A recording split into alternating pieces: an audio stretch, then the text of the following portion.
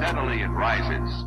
Hey, it's ODB, the Lincoln Addict, back with another video. If you've seen the thumbnail, you know I'm going to talk about on this video pretty much a one-of-one car. Now, what's ironic is I recently did a video for a car that was for sale that we hypothesized could be a one-of-one, and I believe that it was. And I'm also going to share that that car recently sold. So let's just jump right into this episode. Okay, so on this video, I'm going to give a quick recap of the one-of-one potentially 64 Lincoln Continental convertible that sold. I'll let you know where it's coming to.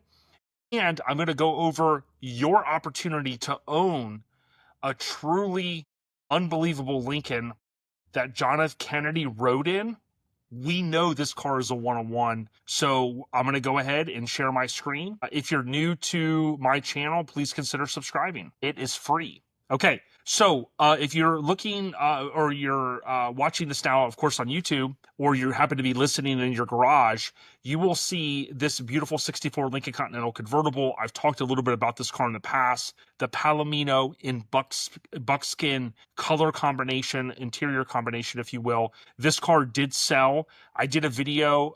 Huge congrats to Mr. Prater, Brian Prater. I met him in Ohio, and what was ironic is when he first came up to me, he said, "You're the man I'm looking for." And I was like, "I hope you are not the IRS or anyone like a hitman." And he, of course, he joked and he said he wasn't.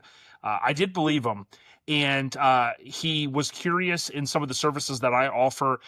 And for the most part, I haven't really been dabbling too much on helping move and, move cars, sell cars, buy cars. But I quickly knew Brian meant well, and we were able to do a video to kind of highlight the car. I had never met him prior, and I reinforced the significance of this one. And a gentleman by the name of Phil, congratulations, in Florida, did purchase the car. The thing that I would reinforce to everybody is, remember, it never hurts to ask. Even if somebody has an asking price that you maybe feel is a little bit high or it's out of your range, the worst that somebody can say is no. All right, with that being said, again, if you saw the thumbnail, this is a car that I've been wanting to find more information on, and there's a slight chance I might be able to do more content on this vehicle. That's what I'm aiming towards. But some of you have commented in the past with an image of this car, and I have been really unable to find much information on it. Here's the very cool thing. The family reached out and they said, "Hey, do you know anyone looking?" So what I'm going to do is put a link to their website in this video. If you happen to see this video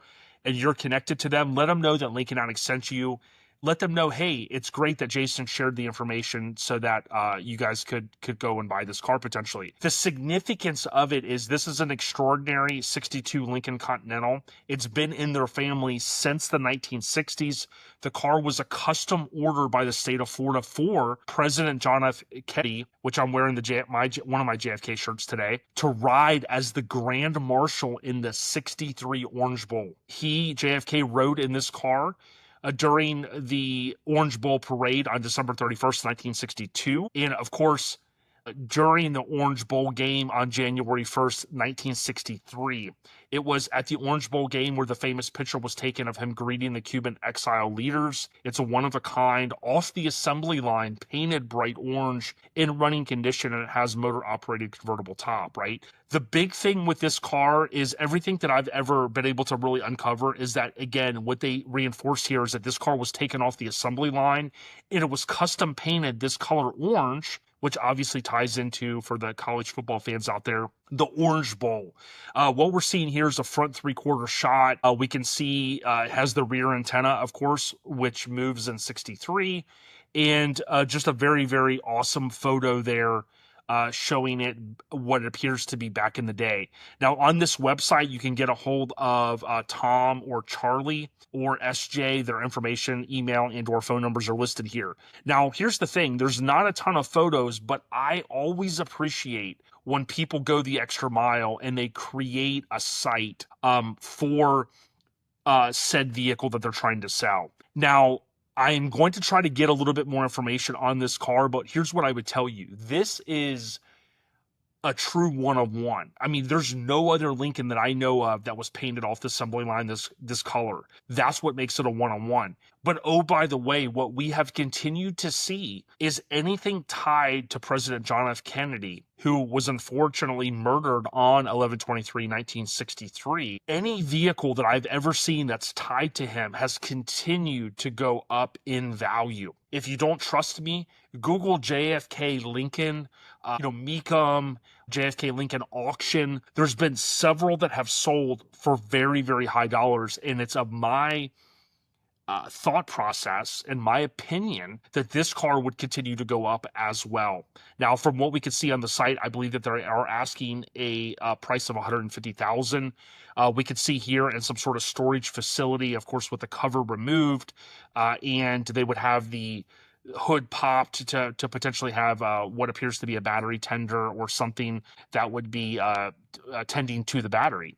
And we could see here a front shot, orange Bull JFK 1962. Very cool that it has that license plate on it. We know in 62 it has the clear turn signals in the front bumper, and we've got that distinctive, what I've reinforced as the rectangles in that grille that ties into the rear trim of the vehicle. We could see here something that I very much appreciate is I love the 62 interiors.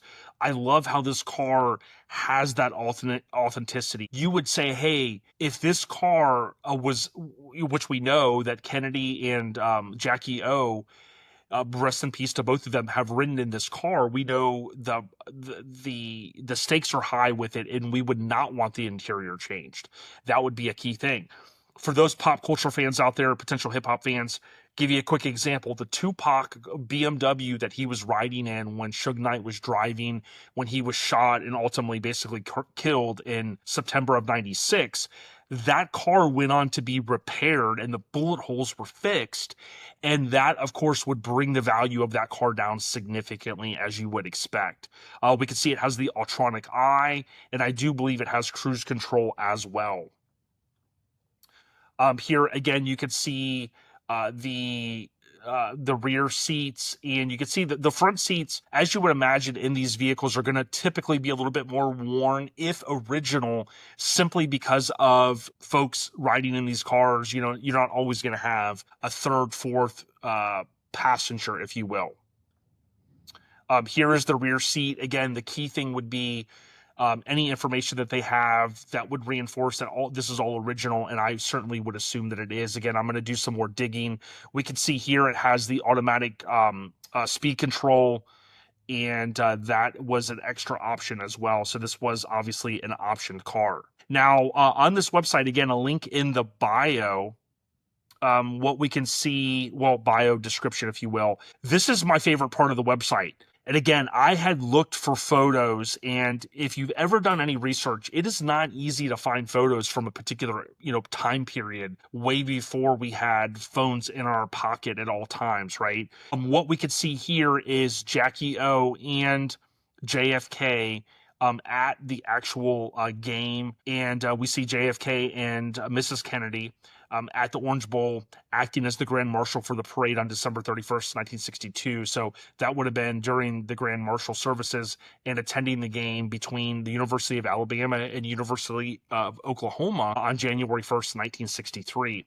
The above photo shows President and Mrs. Kennedy talking with Cuban Exile Leaders on December 29th, 1962. They are riding in a one-of-a-kind 62 Lincoln Continental convertible, which was purchased by the state of Florida for the Orange Bowl. Now, I'm not going to read through all of this, but here's, again, when you're looking at the significance of a vehicle like this, you would want to be able to, time stamp it, date stamp it, any additional information. That's what they've done. Here's a still from an ABC videotaped broadcast of the Orange Bowl game shows the Lincoln parked while President Kennedy watched the first half of the football game on 1/1/63. The news article appeared in the late 60s in the Decatur Daily, in, of course, Decatur, Alabama, written by Dick McGrew. The caption under the photograph reads, "Only car in the world." So again, some definitely significance here, which is super neat. And again, I love that they went the extra mile with this. There's an excerpt here. The state of Florida originally purchased the Continental painted with an exclusive orange for President Kennedy's visit. Although the car was originally bought for Kennedy's Orange Bowl appearance, Albert Fogg, owner of Fogg Mercury Co., purchased the Continental in July of 63, learned that the president rode in it during a trip to New Orleans. After Kennedy's use, the car was transferred to Memphis, Tennessee zone after Kennedy's visit to New Orleans and was listed in a sales letter to Lincoln Mercury dealers.